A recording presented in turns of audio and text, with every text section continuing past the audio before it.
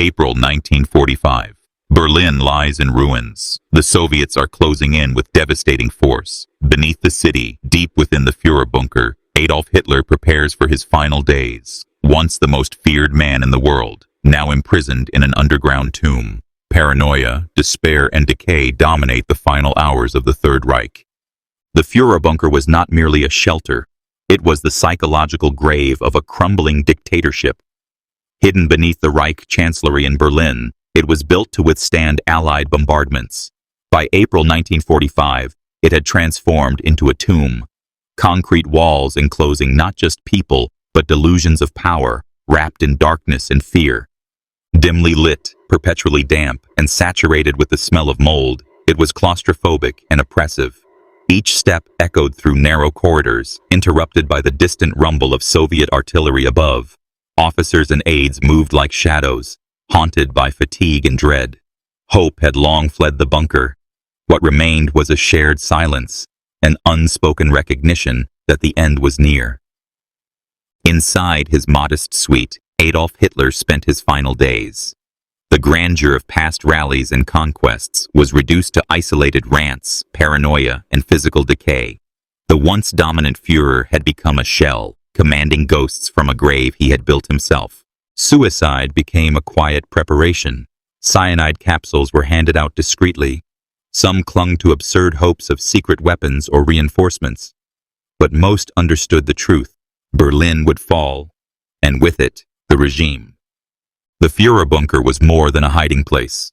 It symbolized the final act of a twisted ideology, buried beneath a dying city, facing the unavoidable reckoning of its crimes. As the world above burned, the darkness below closed in. A dictator awaited death, and history held its breath. In the spring of 1945, Adolf Hitler was barely recognizable as the man who had once held Europe in his grip. His physical deterioration was harrowing. Where he once radiated strength and discipline, now a weak, trembling figure shuffled through the halls of the Führerbunker. He stooped, his body bent, his movements slow and labored.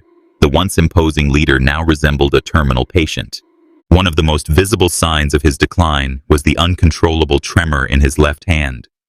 Witnesses noted how he often hid the hand behind his back, even during the rare public appearances in his final months.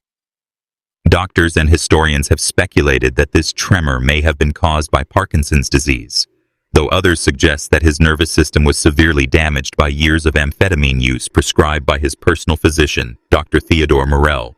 His face was pale and sunken, his eyes watery and dull.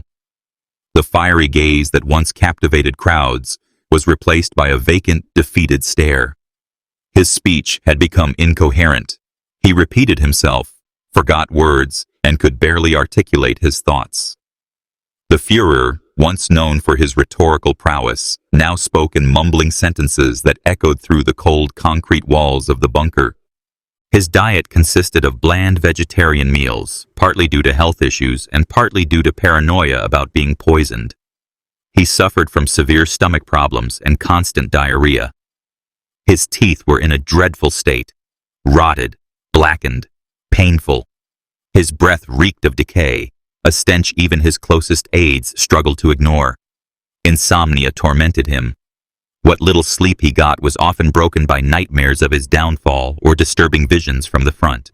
His discomforts were made worse by the bizarre cocktail of medications administered by Morell. Injections of bull testosterone, opiates, and mixtures of unknown substances were meant to keep him alert and strong, but likely only hastened his decline. His skin turned ashen, his posture hunched, and he lost so much weight that his uniforms hung loosely from his frame. Yet Hitler refused to leave Berlin. Even as his body failed, his will clung to delusions of a final victory or martyrdom. He rejected outside medical help, preferring to let his body collapse within the lair of his self-fashioned myth. By the final days of April, Hitler was no longer the dictator who inspired terror in millions. He was a sick, old man, trapped in a concrete prison, living among the phantoms of a fallen empire. His physical decay was more than a personal tragedy. It was a reflection of the moral and ideological collapse of the Third Reich itself. The man who had destroyed so many lives ended up as a physical wreck, his strength gone, his voice silenced. Not on a battlefield, not in triumph, but as a fragile body that could no longer bear the madness of its own deeds. In the final weeks of April 1945, the Führerbunker was not just a physical prison. It reflected the psychological breakdown of Adolf Hitler. As Soviet shells crept ever closer, his world shrank to a small network of corridors, rooms, and an ever-diminishing circle of confidants. But even those close to him were not safe from his mounting paranoia. Everyone was a suspect. Hitler no longer trusted anyone. The man who had once relied implicitly on his inner circle, figures like Heinrich Himmler, Hermann Göring, and even Joseph Goebbels, now accused them of betrayal or weakness. The smallest signs of hesitation or deviation from his orders were seen as proof of conspiracy. Conversations were held in whispers. Messages were no longer delivered in person, but through intermediaries.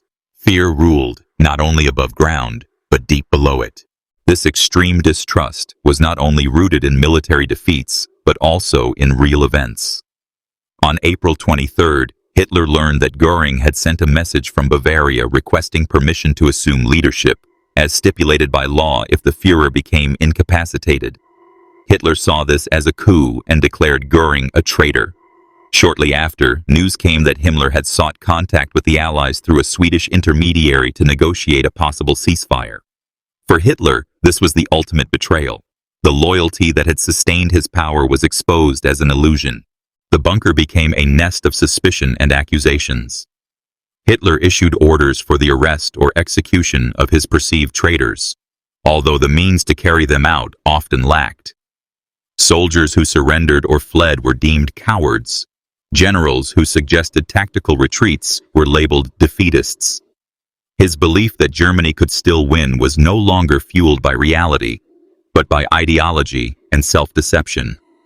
Even subordinates who remained loyal, his secretaries or aides, barely dared to look him in the eye. Any comment could be misinterpreted. The atmosphere was suffocating. Some described a spiritual asphyxiation more oppressive than the bombs falling overhead. Silence became a survival tactic. The Führer, once a master manipulator and orator, had become a man imprisoned by his own madness. He heard only what he wanted to hear. Reports from the front were edited to preserve his illusions. Generals no longer dared to offer honest advice.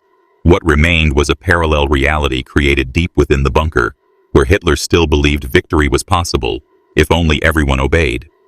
This inner collapse marked not only Hitler's psychological end, but also the definitive breaking point of the Third Reich. The leader who had dragged millions into war and genocide was now only capable of mistrust, accusation, and retreating into the darkness he had forged for himself. In the dying days of the Third Reich, while Berlin burned and the world outside the bunker collapsed, Eva Braun made a fateful decision. She would stay with Adolf Hitler until the end. Her choice was not one of political ideology or strategic loyalty. It was, by all appearances, a deeply personal, almost tragic devotion. Eva Braun had been part of Hitler's life for over a decade, yet always in the shadows. Unlike the wives of other leaders, she held no official role, appeared rarely in public, and was deliberately hidden from view. She lived a secluded life in the background of history's most destructive regime. But in the final days, she stepped forward from the margins. When the opportunity arose to escape, Eva refused. She was urged by others, even by some within the bunker, to flee. She was still young, still had a life ahead of her. But her response was unwavering. "I belong to him," she reportedly said. "Where he is, there I want to be." On the night of April 28, 1945, as artillery shells shook the city above, Eva and Hitler were married in a brief, surreal ceremony inside the Führerbunker. The witnesses were a small group of staff and aides. Hitler wore a dark uniform, Eva, a modest black dress. They signed the marriage registry with hands that trembled, his from disease and age, hers perhaps from fear or love. The ceremony lasted less than 10 minutes. No celebration followed, only a meager toast with champagne and solemn faces. What might once have been a joyful union now resembled more a pact of mutual doom. For the newlyweds, there would be no honeymoon, no future, only a shared end. Over the next 24 hours, preparations for death continued. Eva remained calm, composed, even cheerful according to some accounts. She joked with others, reassured them, and behaved as if the world collapsing outside didn't matter. Perhaps she had resigned herself to fate long before. On April 30th, shortly after lunch, Adolf Hitler and Eva Braun retreated to his private quarters. The door closed behind them. Moments later, a sharp sound, perhaps a single gunshot, echoed through the bunker. When aides entered, they found Hitler slumped on the couch with a pistol in hand. Beside him, Eva lay lifeless, her body intact, a cyanide capsule crushed between her teeth. Their bodies were quickly wrapped in blankets, carried up to the garden outside the chancellery, and set alight with gasoline, fulfilling Hitler's final wish, that nothing be left behind. Eva Braun's final choice, to die beside the most hated man in history, remains one of the most puzzling aspects of her life. Was it love? Was it delusion? Perhaps it was both. Her name, once unknown to the public, became immortal in those last shared hours, a symbol of unwavering devotion wrapped in the ultimate act of denial and despair.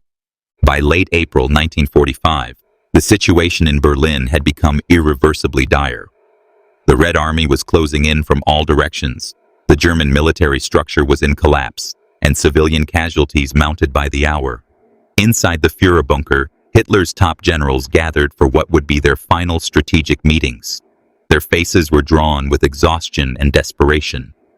The once confident War Council had become a collection of nervous glances and hushed conversations. For years, Hitler had commanded with unchallenged authority, his word treated as prophecy. But now, even his most loyal military leaders saw the writing on the wall.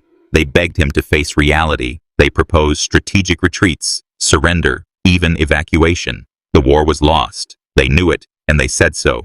Hitler refused. Denial clung to him like a second skin.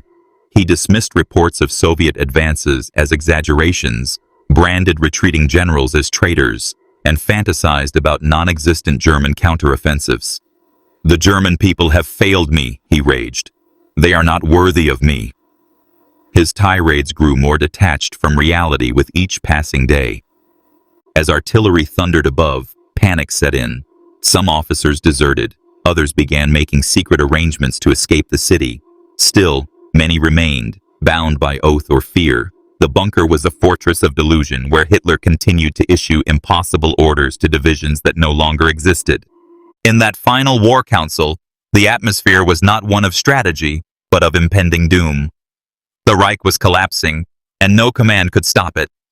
The Third Reich had reached its breaking point, and Hitler refused to let go. As his empire disintegrated around him, Adolf Hitler made one last, desperate attempt to shape his legacy. Trapped in the confines of the Führer bunker, with the Red Army just streets away, he dictated his political testament, a document meant to be his final message to the world.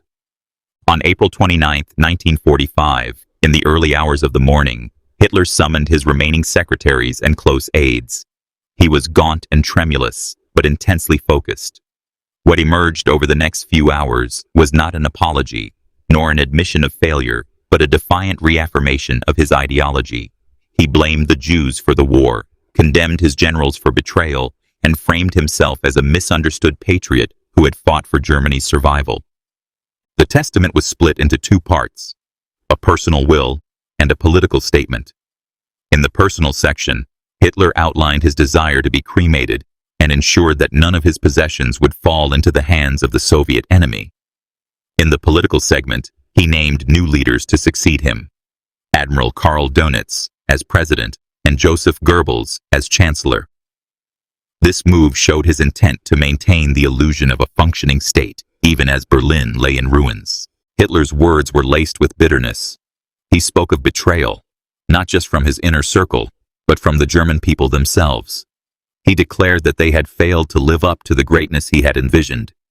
Yet even in this final message, he clung to the myth of national redemption. The testament was typed and signed under siege conditions. Bullets and bombs rattled the city above, yet within the bunker, a man tried to script his place in history. It was a futile exercise. Within hours, both Hitler and his wife, Eva Braun, would be dead.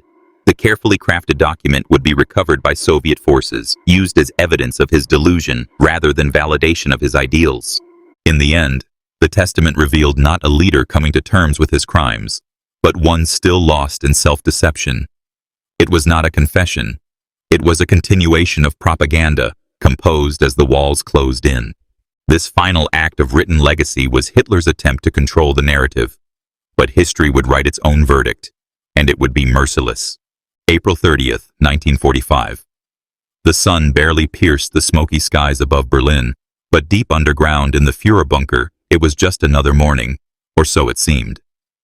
The final day of Adolf Hitler's life began not with gunfire or panic, but with a strangely serene breakfast.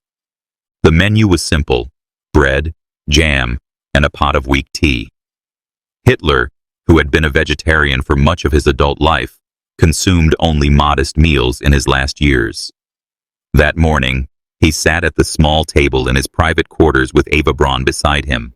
The conversation, according to witnesses, was calm, even mundane.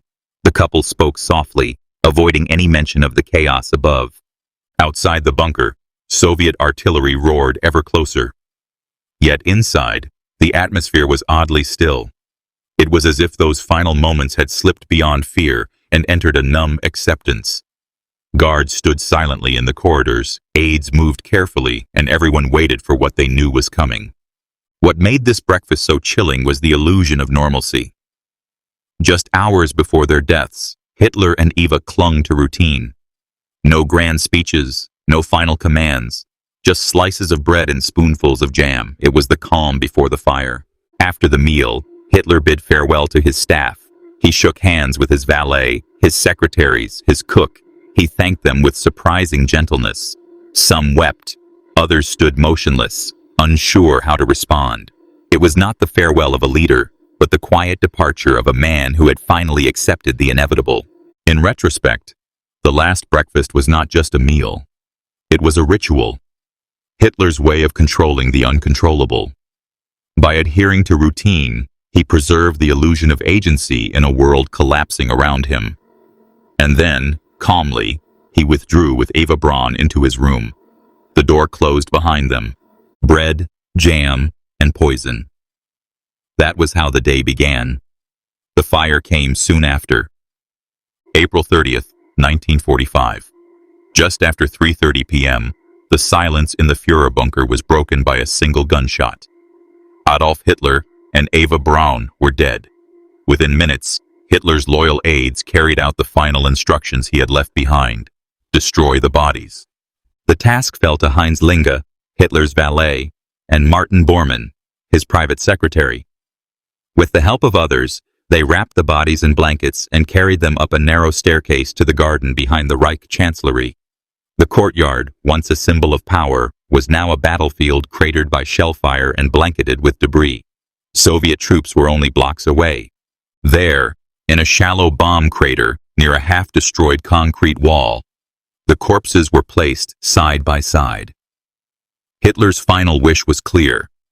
He did not want his remains to be paraded by the enemy, as Mussolini's had been.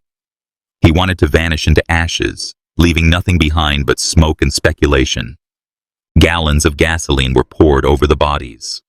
The fuel was hard to come by then, but a supply had been saved for this precise purpose. The men stepped back, struck a match, and set the corpses ablaze. Flames roared to life, consuming the last remnants of a man who had once set the continent on fire. The group saluted as the fire burned. No words were spoken. The atmosphere was heavy with smoke, fear, and disbelief. Ash and bone would soon be all that remained. By nightfall, what little was left was hastily buried in the garden. The ground would later be dug up by Soviet forces and examined obsessively. But nothing substantial remained.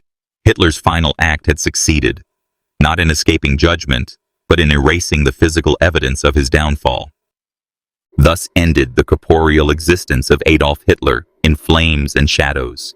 A dictator who had unleashed unprecedented destruction across Europe, reduced to a pile of scorched fragments.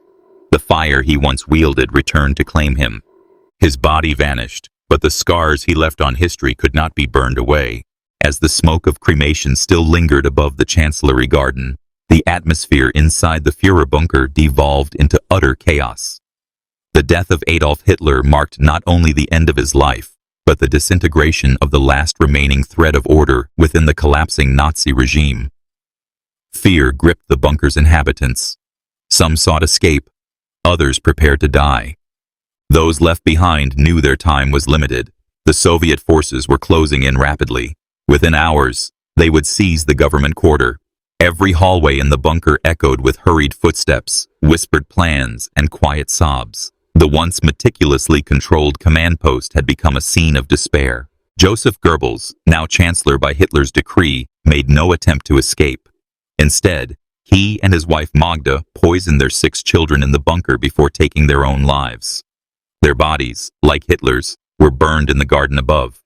Others, however, clung to hope.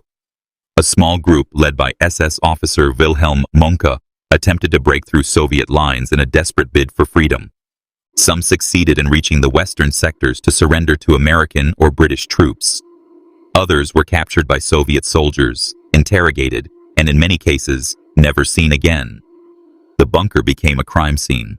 Soviet investigators descended into the ruins, determined to confirm Hitler's death. They found partial remains, dental records and testimonies, fragments of a myth unraveling. The Soviets kept much of what they discovered secret. The uncertainty surrounding Hitler's fate fed conspiracy theories that would persist for decades. But for those who were there, the reality was grim and immediate. The Third Reich was dead, buried in rubble and silence. The bunker, once a symbol of Hitler's unyielding control, now echoed with the final collapse of his world. Its walls bore witness to the fall of an empire, not with defiance, but with whispers, smoke, and surrender. Adolf Hitler's death was not the dramatic final stand of a hero, but the muted, humiliating end of a man who had plunged the world into chaos. His final moments, spent in a dim, concrete bunker beneath the ruins of his capital, were a far cry from the grandeur and triumph he had envisioned for himself. It was the ultimate irony, the self-styled messiah of the German Reich, reduced to a trembling figure, ending his life in a subterranean tomb, soaked in paranoia and failure. The symbolism of his death is inescapable. Unlike the battlefield death of a soldier or the martyrdom he once threatened to embrace, Hitler died by his own hand, hidden from the world. There were no crowds, no flags, no eulogies. Only a pistol, a cyanide capsule, and the quiet stillness that followed. The man who demanded absolute loyalty, who orchestrated mass murder and built a cult around his image, died as a shrinking, broken man. His body was burned not out of honor, but out of fear. Fear that it might be captured, defiled, and displayed. The final fire erased his physical presence, but it could not erase the legacy of destruction he left behind. Cities in ruins, millions dead, a continent scarred. The bunker became his grave, not only in the literal sense, but in a symbolic one. It was the burial chamber of his delusions, ambitions, and the fascist nightmare he had unleashed. Hitler's death did not end the pain he caused, but it did mark the conclusion of his grip on the world. The silence that followed was not peaceful. It was haunted. History would not remember him with reverence. His end was not one of redemption or glory. It was a collapse, physical and moral, fitting only for a tyrant. His image, once engineered to project strength, was shattered. What remained was the truth, not a savior, but a destroyer, not a visionary, but a coward. In death, Hitler became what he had always tried to deny: fragile, mortal, and ultimately insignificant in the face of time and truth. The nightmare ended, not with an explosion, but with a whimper in the dark.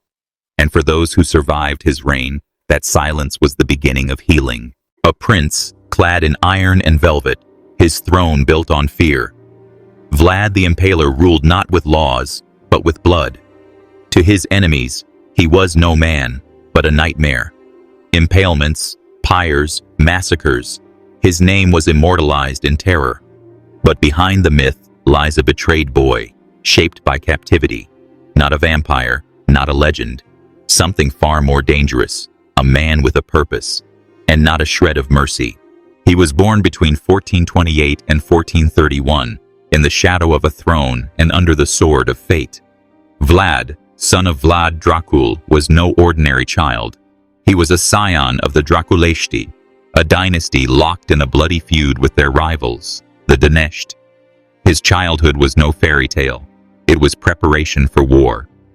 In 1442, everything changed. Vlad Dracul was forced by the Ottomans to surrender his sons as hostages. Vlad was just 11, his younger brother Radu not even 10. They were taken to Edirne, the heart of the Ottoman Empire. There, the transformation began. No court, no freedom, only chains of silk and threat.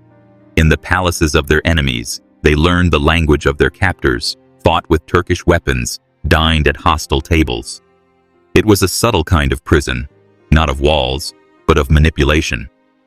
Vlad watched, listened, learned. His hatred sharpened into a weapon. Radu became the darling of the court, gentle, charming.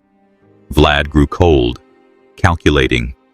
His days in Edirne would shape him into the ruler who would later carve his name into fear. When he was eventually released, he was no longer a prince.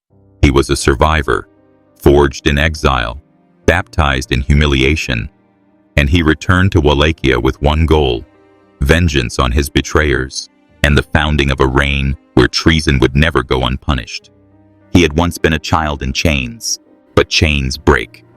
And Vlad broke with them. In 1448, after years of exile and captivity, Vlad seized his chance. With the help of the Ottomans, he returned to Wallachia. His goal, the throne. But what he found wasn't a kingdom. It was a nest of vipers. His rival, Vladislav II of the opposing Dinesht family, was away on campaign. Vlad struck. Within days, he was declared voivode of Wallachia. He was only 17. But his reign was fragile, built on sand. The boyars distrusted him. The peasants did not fear him. And Vladislav returned, furious, armed, and bent on revenge. Vlad was driven out. His first rule lasted barely 2 months. Yet it was enough to leave scars on his enemies and on his own soul. He had tasted power, seen how weak the throne truly was, and he had learned, if you want to rule, you must sow fear deeper than any sword can cut. He fled, wandered, but his eyes never left Wallachia. He would return, not as a prince with a claim, but as a ruler with a message, and that message would be written in blood. In 1456, Vlad returned, not as an exile, but as an executioner. The throne of Wallachia was once again within reach, and this time, he would hold it with iron fists. With the support of Hungarian allies and his own strategy, he defeated Vladislav II in direct combat. Some sources say Vlad killed his rival personally in a duel. From that moment, he was no longer a prince, but a ruler. And not just any ruler. A man who would govern through fear, fire, and strict order. His first act, vengeance. The boyars who had betrayed him before, he invited them to a grand banquet. As the wine flowed, his soldiers struck. The elders were impaled. The younger, stronger ones were forced to march into the harsh wilderness of Poenari to build him a fortress. Few survived. This was Vlad's message: loyalty or death. What followed was a regime of iron discipline. Thieves, beheaded. Liars, hanged. Traitors, spikes and fire. Under Vlad, Wallachia knew no mercy. But it worked. The roads became safe, taxes more just, order restored. Under his reign of terror, the land flourished, not through love, but through fear. His enemies whispered his name, his subjects bowed their heads. And Vlad? He ruled, not as a man, but as a god of vengeance. They came as merchants, but became enemies.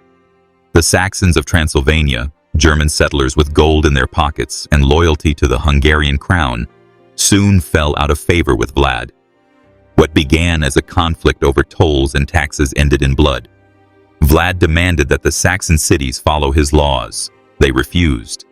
They minted their own currency, obeyed their own rules. To Vlad, this wasn't economics. It was rebellion, and rebellion deserved punishment. In 1459, He marched into the city of Brasov, not with diplomats, but with fire.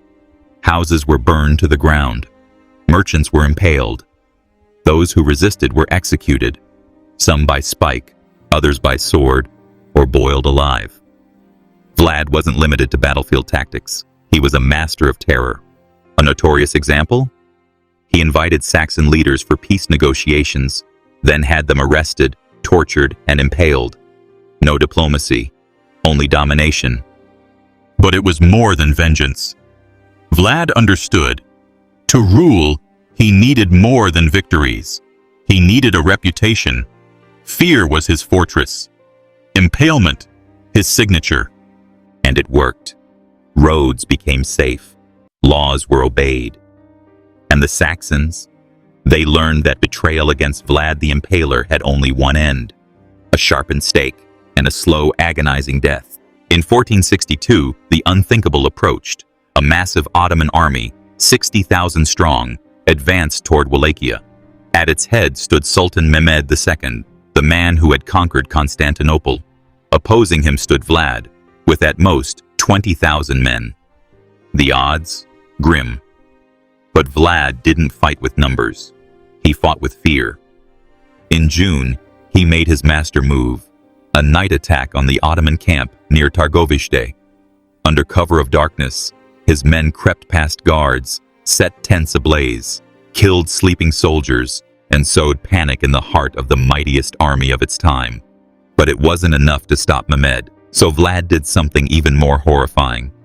As the Sultan neared the capital, he encountered something that made his soldiers freeze. A field of tens of thousands of corpses, impaled on wooden stakes, some fresh, others rotting. Babies, women, soldiers, none were spared. It became known as the Forest of the Impaled.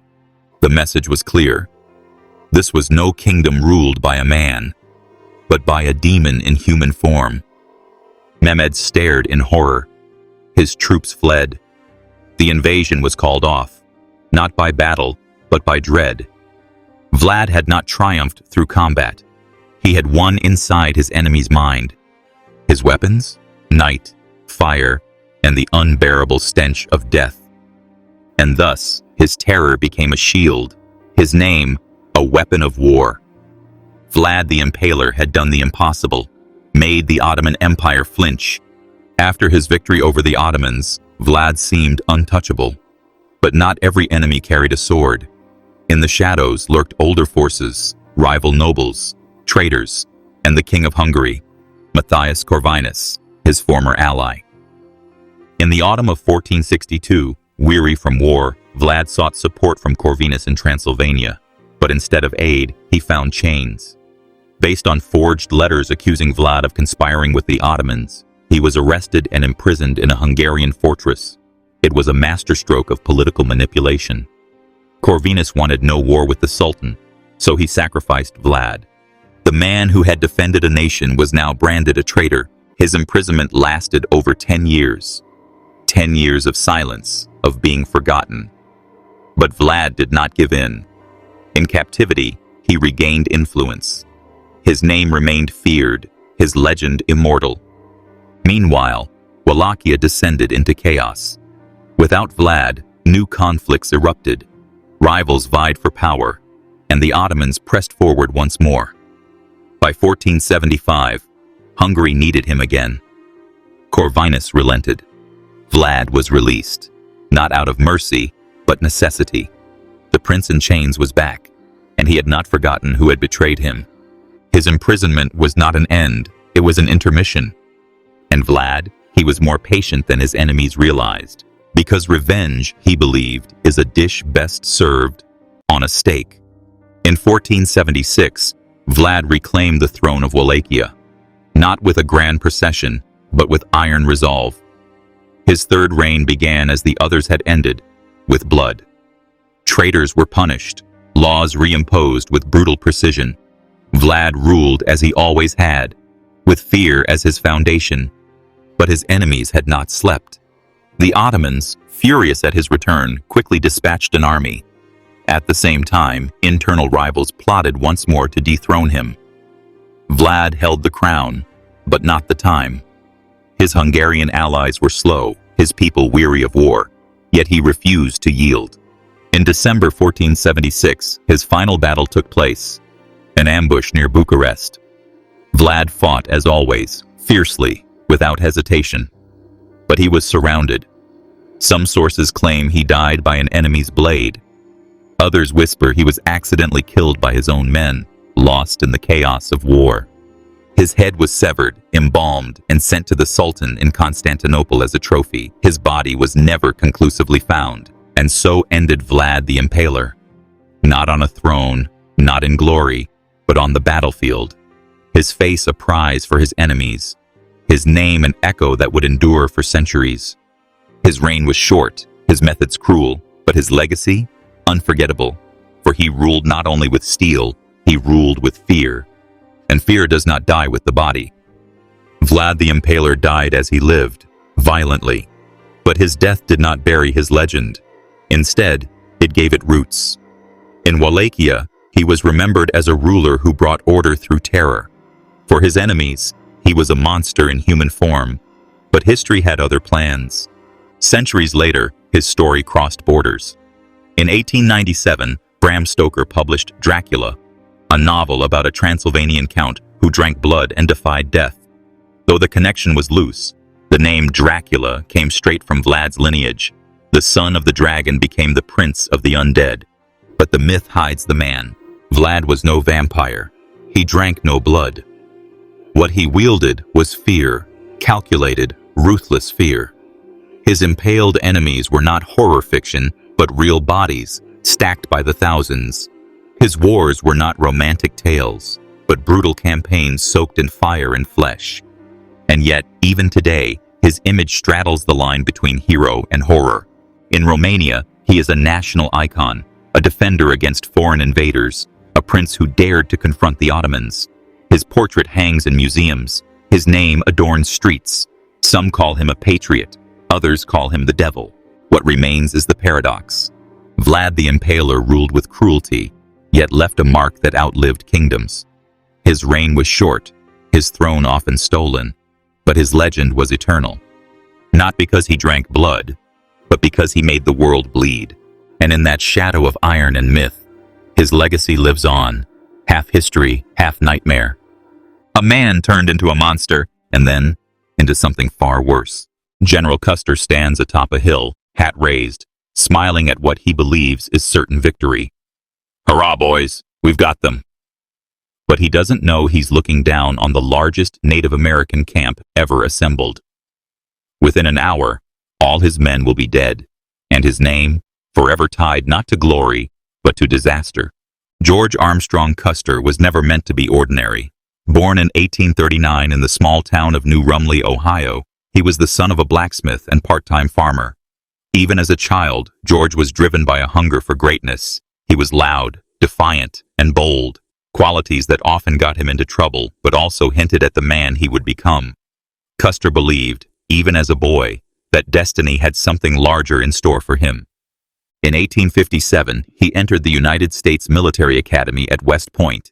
There, his need for attention and rebellious nature flourished. He broke rules constantly, accumulating 726 demerits, more than any cadet before him. He was a class clown, prankster, and relentless flirt. But despite his chaos, his instructors and classmates couldn't deny his raw potential. There was something magnetic about him. He was clever, fearless, and charismatic. Custer graduated last in his class in 1861, not exactly a promising start. But as fate would have it, the country was plunging into civil war. Suddenly, even the bottom of the class would be sent to the front lines, and for Custer, the battlefield was the stage he had always dreamed of. He was first assigned to cavalry duties and quickly made a name for himself through sheer audacity. Where others hesitated, Custer charged. He led from the front, sword raised, golden hair flying behind him. This bravery, or recklessness, depending on who you asked, made him stand out. Soldiers wanted to follow him, and commanders began to take notice. He craved not just victory, but legacy. Every move he made was with an eye on the history books. Custer wanted to be remembered, not merely as a soldier, but as a legend. He dressed flamboyantly, with a custom uniform and bright yellow neckerchief. To some, it was vanity. To Custer, it was branding. As the war escalated, so did Custer's role in it. He would not remain obscure for long. Even among the officers, Custer had a way of standing out, sometimes as a charismatic leader, other times as a polarizing figure.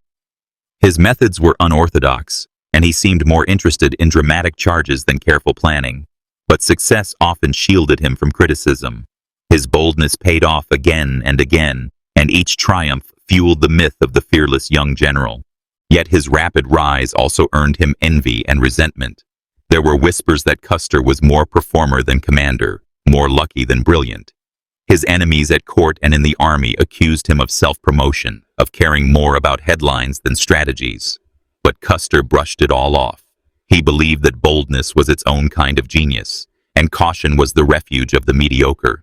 By 1862, Custer had already seen more battle than many officers a decade older than him. He seemed born for war, drawn to it like a moth to flame. Whether he would burn out or blaze a trail into history, no one yet knew. But one thing was clear. America had found its most theatrical soldier. The American Civil War gave George Custer the opportunity to prove everything he believed about himself. It was his crucible, and he emerged from it forged in fire. In 1863, at the age of just 23, he was promoted to brigadier general, a meteoric rise that shocked the establishment but thrilled the public. The press dubbed him the boy general, and he leaned into the persona with every ounce of flair. Custer distinguished himself at the Battle of Gettysburg, one of the most pivotal confrontations of the war. At a critical moment, with Confederate cavalry threatening the Union flank, Custer charged headlong into the enemy. His bold maneuver helped stall the Confederate advance and may have played a key role in preserving the Union position. He was lauded not just for bravery, but for tactical brilliance. This became a pattern. Custer wasn't content to sit back and plan. He needed to be in the fight. He led cavalry charges personally, his presence inspiring his troops to push beyond their limits. His men adored him, trusting him with their lives, and his enemies feared him, not because of overwhelming numbers, but because of what he might do next. His fame grew. Newspapers chronicled his victories. Artists painted his likeness. Young boys across the country wanted to grow up to be just like him. For a time, George Custer was the face of Union cavalry success. He achieved what he had always wanted, to become a national hero. But glory has a price. The more Custer achieved, the more he felt invincible. The war gave him purpose, but it also fed his ego. His celebrity status made him a symbol of youthful valor, but also masked his growing sense of invulnerability. He began to believe that no battlefield could defeat him, that every challenge would bend to his will. His theatrics grew bolder, and so did his disregard for conventional orders. Custer became known for his wild charges and unrelenting aggression. His men would often follow him through hailstorms of gunfire simply because he demanded it. Some say he had a death wish. Others claimed he just wanted to die a hero's death. Yet the line between valor and vanity blurred with each campaign. He started choosing battles not just for strategic value, but for visibility. He was always chasing headlines, always needing the next great victory to remain relevant. That hunger never faded, even as the war neared its end. By the time Appomattox came and General Lee surrendered, Custer had not only made a name, he had crafted a legend. But legends don't rest easy. With the war over, the adoring crowds and newspaper columns couldn't offer the same adrenaline. He was left with a question no promotion could answer. What now? With the Civil War over, Custer found himself without a battlefield worthy of his talents. He was reassigned to the western frontier, tasked with leading the 7th Cavalry in what the government called the Indian Wars. For Custer, it was a bitter disappointment. He had faced legendary Confederate generals in the East.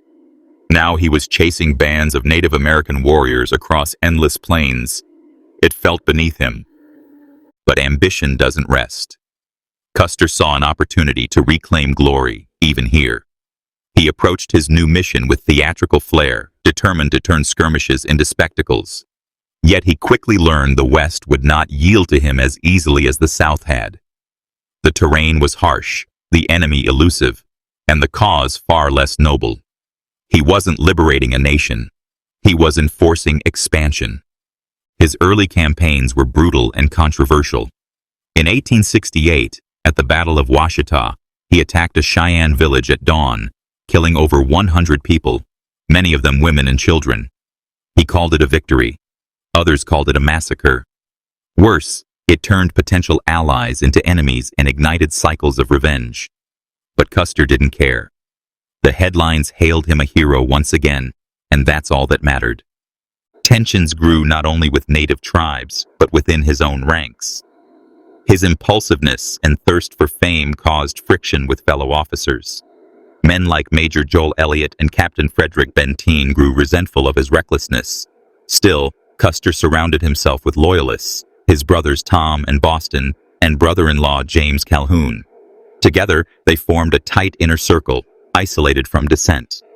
Custer's disdain for diplomacy and his preference for shock and awe tactics set him apart. He wasn't interested in treaties or peace councils. He wanted decisive action, dramatic outcomes. And the press played along. Each report of his raids and expeditions painted him as the frontier's lone avenger, pushing back the so-called savagery with heroic force. He fed that narrative because it fed him.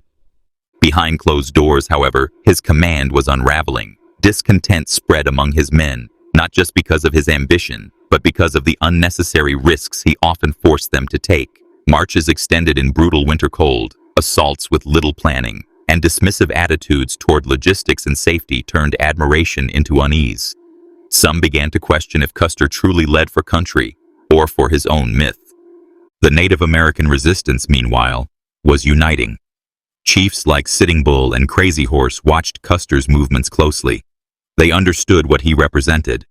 Not just a general, but the symbol of an encroaching force that would not stop. Every attack hardened their resolve.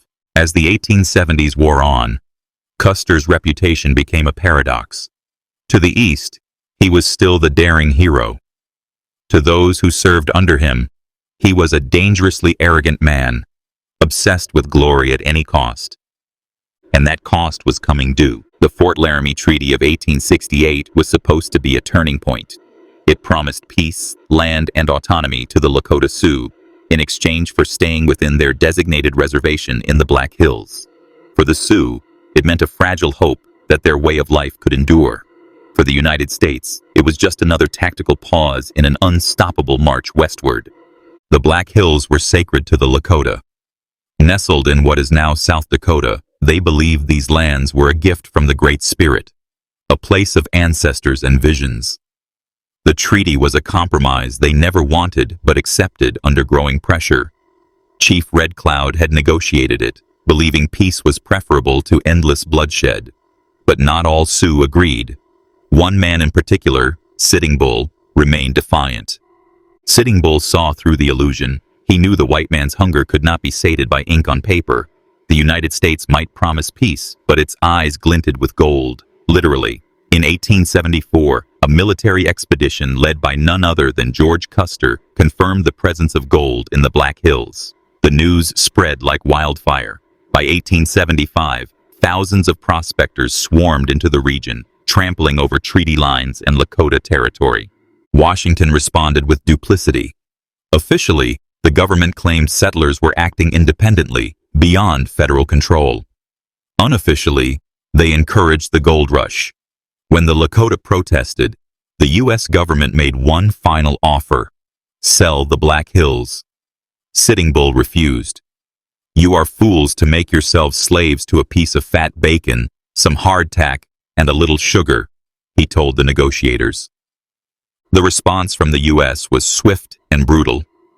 President Ulysses S. Grant issued an ultimatum in late 1875.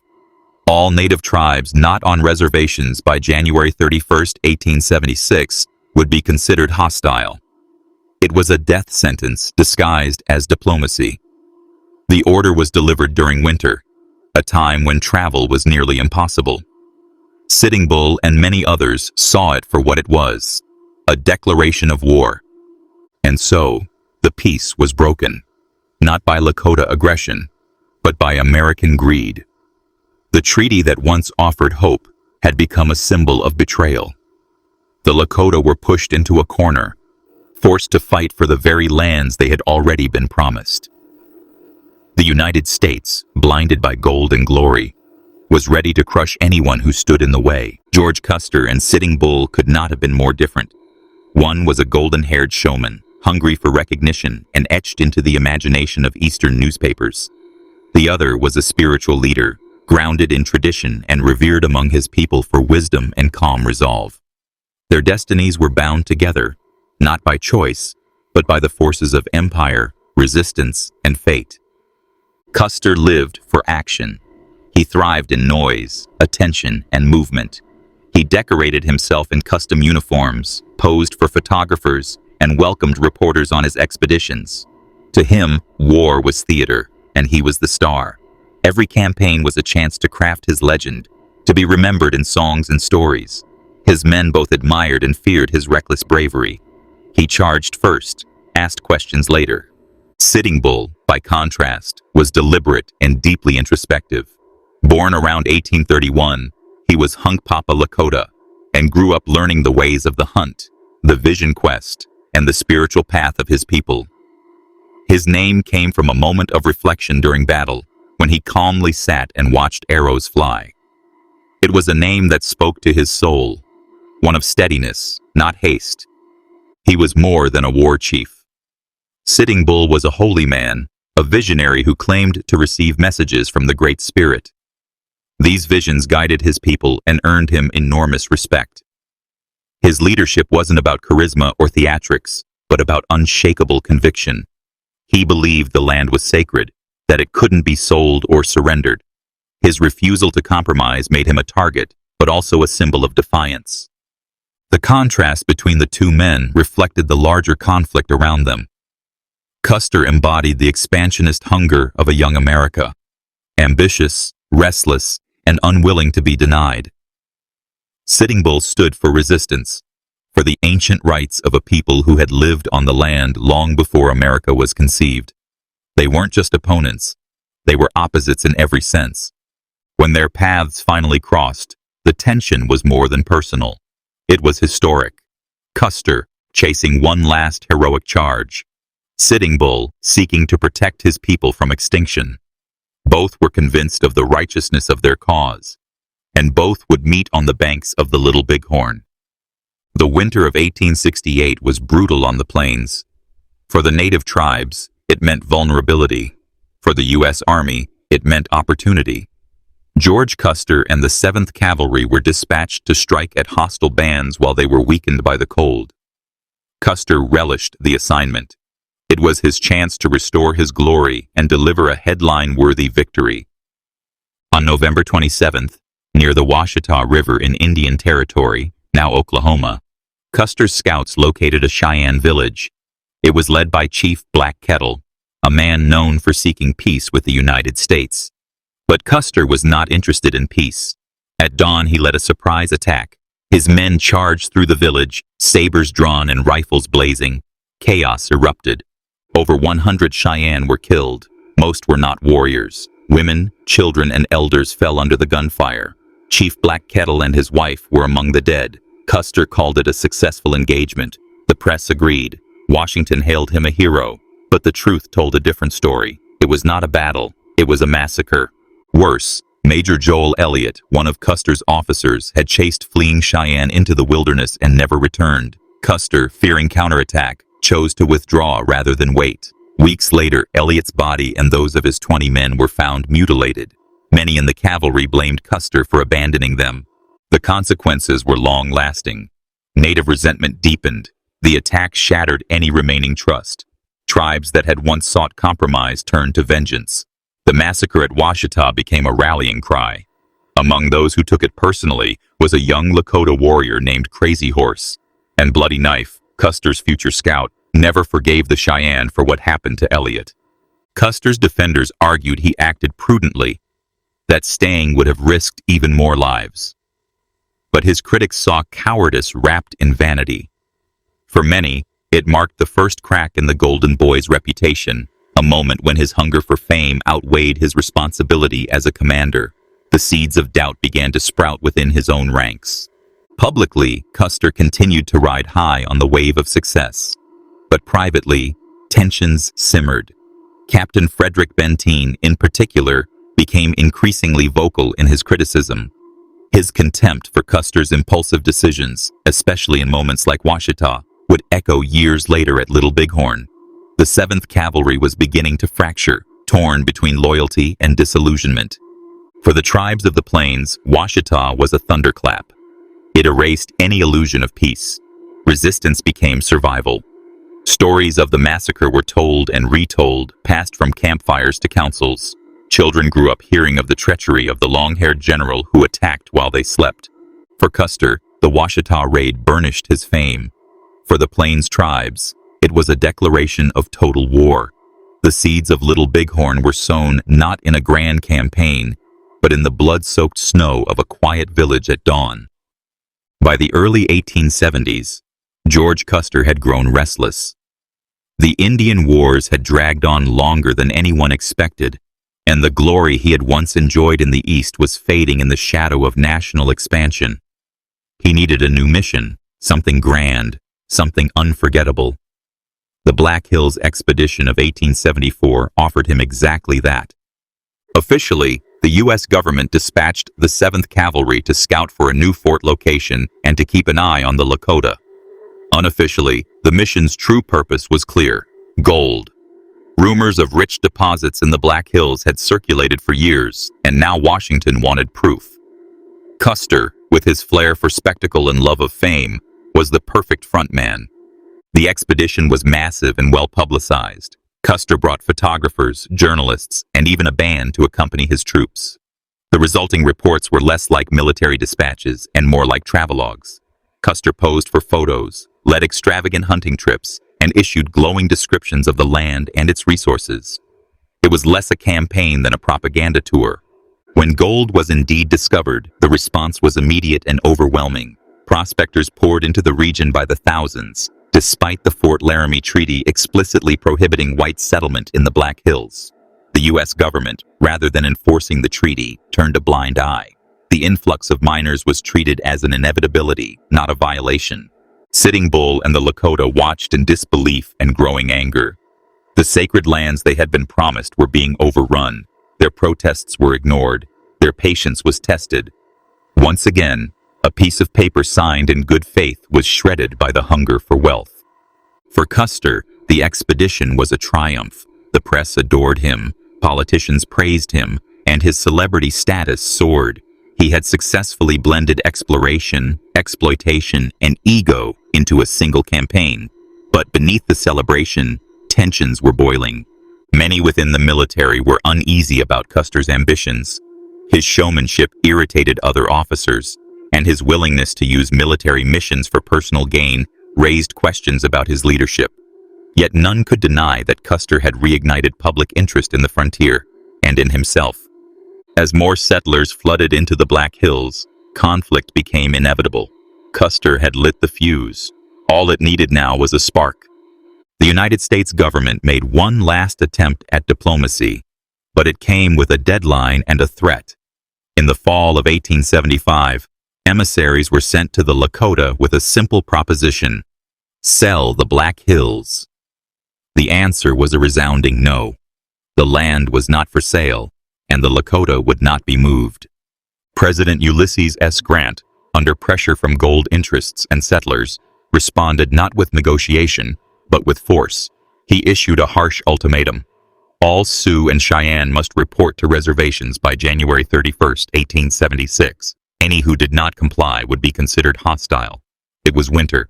Travel was deadly. The demand was, in effect, impossible. Sitting Bull saw through the ploy. It wasn't about peace. It was about conquest. With his back against the wall, he chose resistance. He sent word to allied tribes, calling for a gathering of all who would not bow. Among those who answered the call were Crazy Horse and Gall, two of the fiercest warriors of their time. Together, they formed a massive camp, thousands strong, near the Little Bighorn. It was more than a resistance, it was a movement. The old ways, the ancestral traditions, the sacred lands, they would not be surrendered without a fight. The camp was not only a military stronghold, it was a cultural and spiritual stand. There, warriors trained, families gathered, and ceremonies were held. It was unity in the face of extinction. For once, disparate tribes stood as one. Meanwhile, Custer saw the moment he had been waiting for. Orders were issued for a three-pronged military campaign. Custer would lead his 7th Cavalry from the east, General Terry from the north, and General Crook from the south.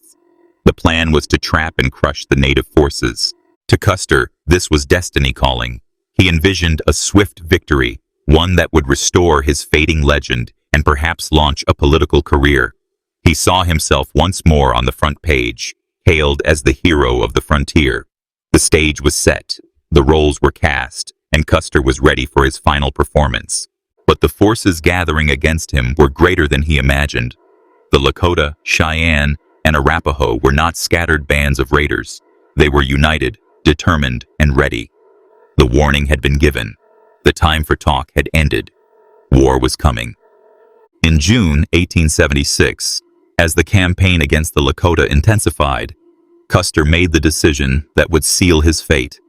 He had been ordered to scout and wait. General Terry's instructions were clear. But patience was not a virtue Custer possessed. When his scouts reported a large native camp near the Little Bighorn River, he saw an opportunity for glory. Rather than wait for reinforcements, Custer divided his 700 men into 3 columns, one under Major Reno, another under Captain Benteen, and the final one under his own command. His plan was to strike from multiple angles, catch the enemy by surprise, and drive them into retreat. It was bold. It was reckless. The problem was scale. Custer believed he was facing perhaps 800 warriors. In reality, the camp held over 2,000. His intelligence was flawed, his assumptions fatal. As his men crept into position, they realized too late they were outnumbered, outflanked, and isolated. Custer sent a desperate message to Benteen. "Come on, big village, be quick, bring packs." But Benteen never arrived in time. Reno's forces were already retreating under heavy assault. Custer and his 210 men were left alone, surrounded on a ridge that would later be called Last Stand Hill. Custer's men fought bravely, but stood no chance. One by one, they fell. No one survived to tell the full tale. Their bodies were found days later, stripped, mutilated, and silent. The sounds of battle had echoed across the plains, and the rising smoke was visible for miles. When General Terry and his forces arrived days later, the scene was apocalyptic. Scattered corpses, burned debris, and the haunting absence of survivors. Even among hardened soldiers, the sight of Custer's remains and those of his fallen men left a profound silence. The shock reverberated beyond the battlefield. News of the defeat spread like wildfire across the United States. The country that had expected another tale of triumph was instead met with tragedy. The myth of Custer, the untouchable warrior, had shattered in a single afternoon. The blame game began immediately. Some accused Reno and Benteen of cowardice or incompetence. Others condemned Custer for his hubris. The debate raged in newspapers, military circles, and the halls of government. Everyone had an opinion. No one had answers. For Native Americans, the victory was both a triumph and a warning. They had defended their land and people with courage and unity, but they knew retaliation would follow. Sitting Bull and the others did not celebrate long. The storm they had delayed was still coming. The golden boy of the Union, the star of the frontier, had made the mistake of his life, and he paid for it with everything. As Major Reno crossed the Little Bighorn River, he believed he was catching the southern edge of Sitting Bull's village by surprise. What he did not know was that the village was far larger than expected, sprawling for miles and sheltering thousands of warriors, women, and children. His charge began in confusion and ended in chaos. The attack was supposed to be coordinated with Custer and Benteen. Instead, it became a fragmented mess.